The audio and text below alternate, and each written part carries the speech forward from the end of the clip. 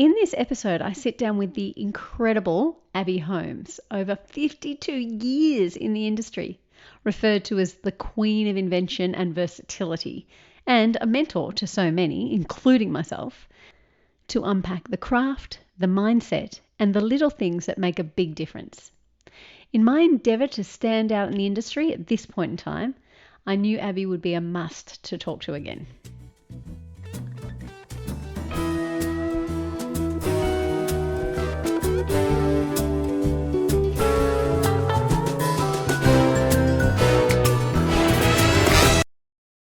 Hi, Abbe, and welcome to Jules FM. How are you?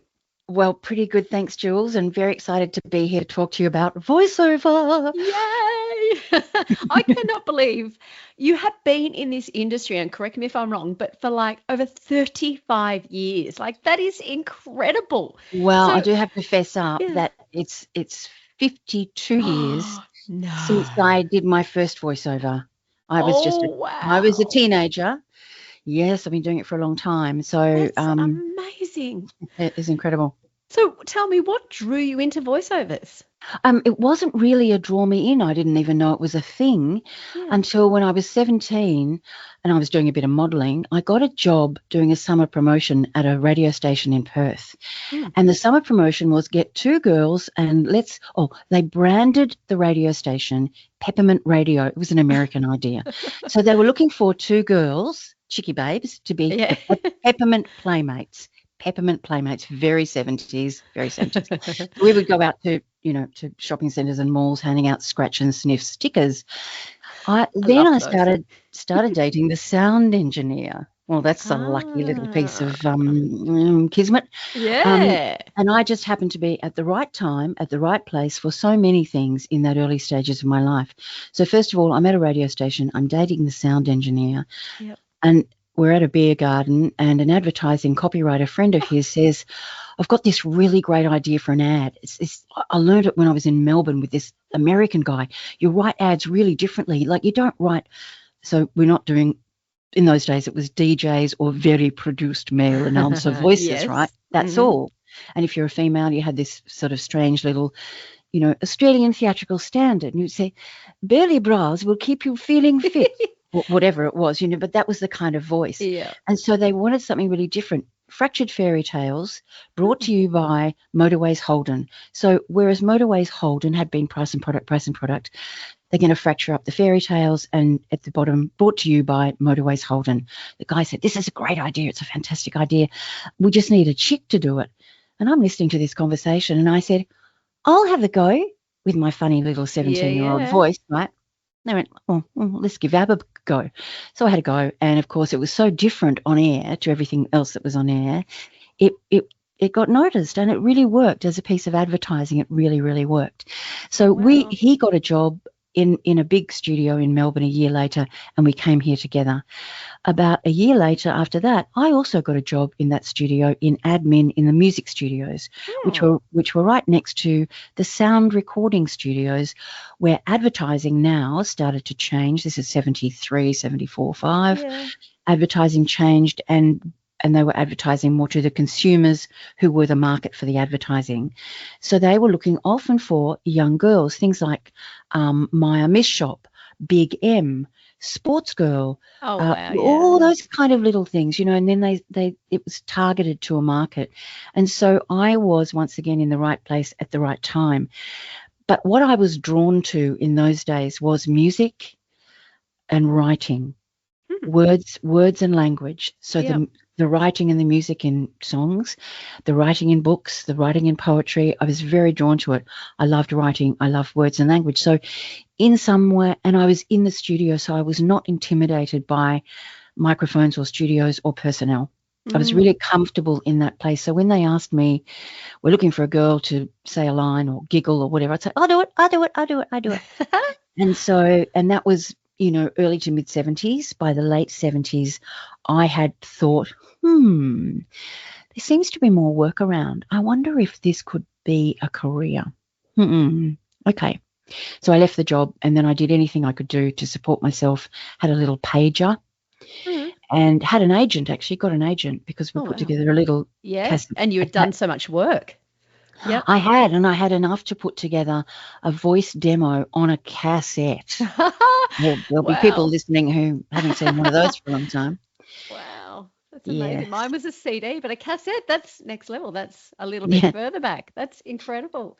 So, Yeah. Amazing. obviously, right time, right place was a key to your early success. But Yeah. then, once it got a little bit more competitive, what made you stand out? How did you actually make sure that you held your place in that top 2% of people that I had always heard, the only Yeah. ones that can make a living in this? Was it just good luck and good fortune the whole way, or was it hard work or something else? I think it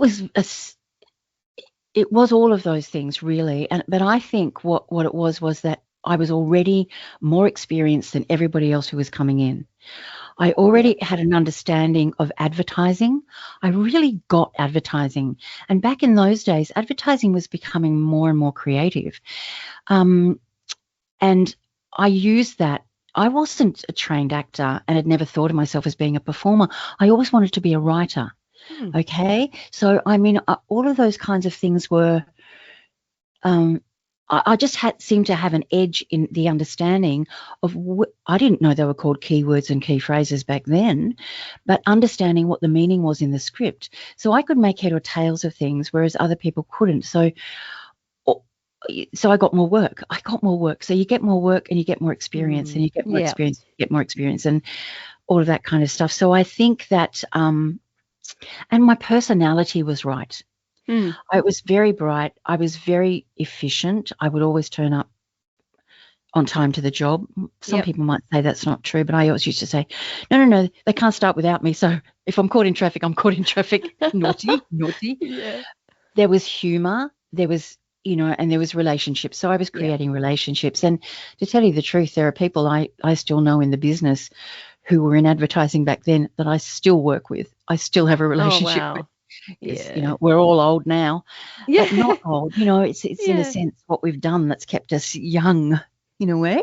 Oh, absolutely. And relationships are so important for everything. But I think that is so key in terms of if a producer knows you're reliable, you're versatile, and they know that you've got the strengths and all of that, then it just helps. They go, oh, we can call on Abby because she'll be amazing and she'll nail it. So, Yeah. I think that also in those days, I was really fortunate because I had wonderful producers or yeah, directors okay. Yeah. and mentors. And Yeah, so, nice. so I really understood from those very, very early days that this is actually a collaborative creative process.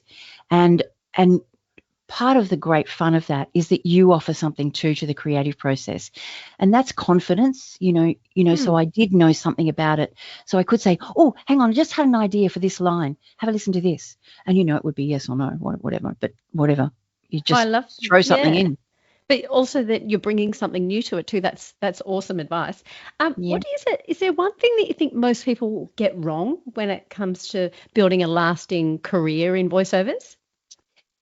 Yeah, I think I do work with a lot of people who they have one voice style Yeah. or one Okay. reading style, and they may think that that's enough because they have a good voice. There's no doubt about that. They have a good voice, Yeah. but they have a lot of reading habits. And Yeah. the Okay. thing about it is that what people need to know that it's not about reading Yeah. somebody else's written words. It's actually about speaking words that you now own. As soon as you first read the script, there has to be a part. It's like, oh, this is the word, or this is the word, this is the word. It's about now. This is going to be me making up these words as I go Yeah. along, right?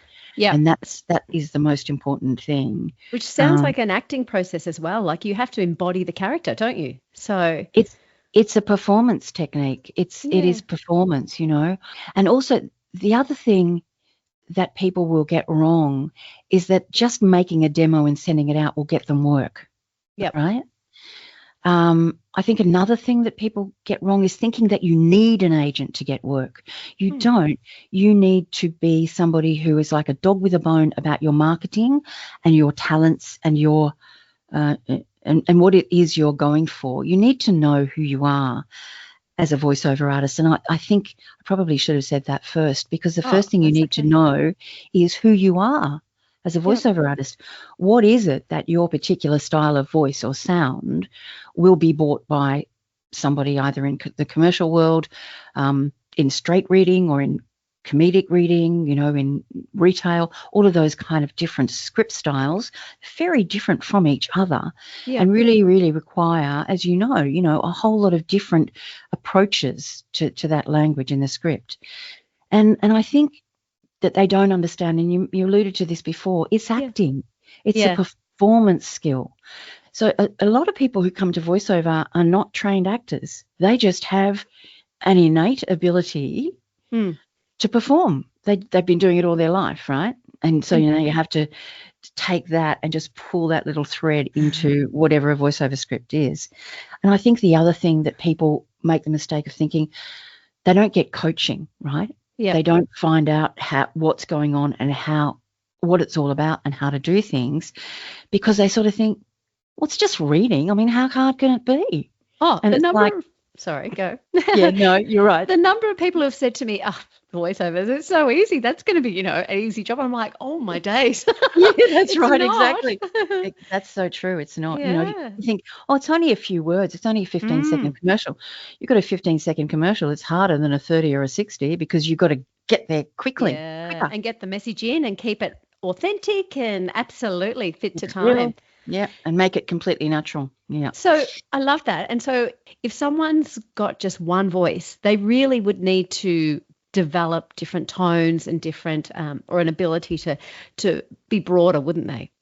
Yes, absolutely. And so they need to understand that a lot of that is about the technical medium of microphones and sound. Okay, so it's really, really a very different performance if I'm speaking like this. Yeah. And I can make myself sound like a really evil person or a really, really sexy person by hardly shifting my voice sound. And then if I'm doing an informational read, then it's about this kind of stuff. So do you understand that when we do that, it's only going to take 5 minutes. So it'll be, you know what I'm doing? It's like I'm a little bit back from the microphone. I'm right on the microphone. And then it's about, where is the voice placed in your body? Is it your chest voice, which is the one I'm speaking in now? Or is it your head voice, which is the one that I'm speaking in now?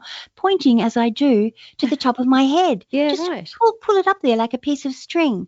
So that will change the age of your voice.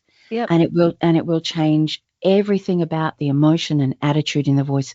So, and of course, emotion and attitude they're two very separate and different things, but they have to be part of your read. And you don't know how to make those choices until you really deeply understand what's being said, all of the words in the script. What are they getting at? That's the first thing you need to know.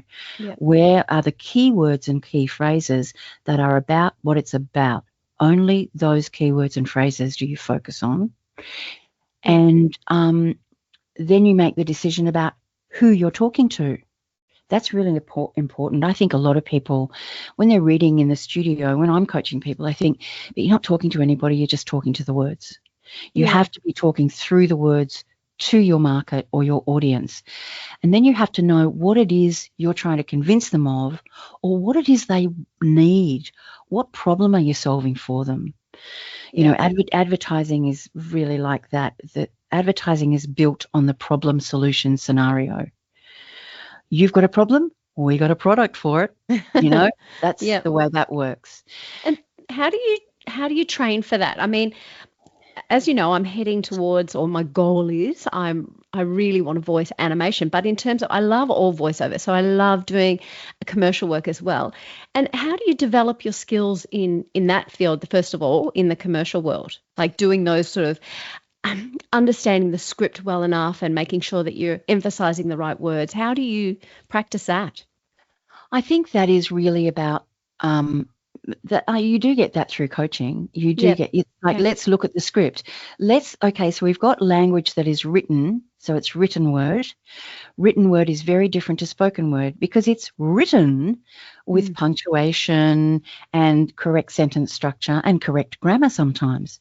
And in voiceover, I mean, you might have hit it yourself. The grammar may be wrong, but it sounds right in an ad when you because that's the way we speak. So you're constantly converting written word into spoken word. And now I've forgotten what the question was. That's okay. About how you practice in that. Oh, your practice, of course. Practicing. So having somebody help you understand that you can never rely on punctuation in written word to guide your read. Little things like that. How do Yeah. you deal with a keyword and a phrase? I mean, so I found my keywords. So how do you do it? Well, you actually give it a little bit more attention. Mm. So if the keyword in this is attention, I just gave it a little bit more attention, Gotcha. right? Yeah. So that's the way you do it. So you give it underneath it, it will have meaning. I mean, the word attention can be, okay, everybody come to attention. It's a warning. Okay, everybody come to, doesn't have any acting in it at all. Mm. Only the word attention has acting in it. And so that's what keywords and key phrases are. That is your voice acting. Yeah. All the other stuff around it is just voiceover. You need to say that or the whole thing will fall down. It won't mean anything. Yeah. So many incredible insights already, but make sure you join us next episode to hear part 2 of this fantastic interview with Abbe, where she shares her memorable moments in voiceovers and also digs into some specific animation kind of advice. It's fantastic and so invaluable. Until next time, don't forget, big dreams don't begin with perfection, they begin with a voice. And also, don't forget to hit follow on the Jules FM podcast and find me on Jules FM Show on Facebook or Instagram so you don't miss the next exciting steps.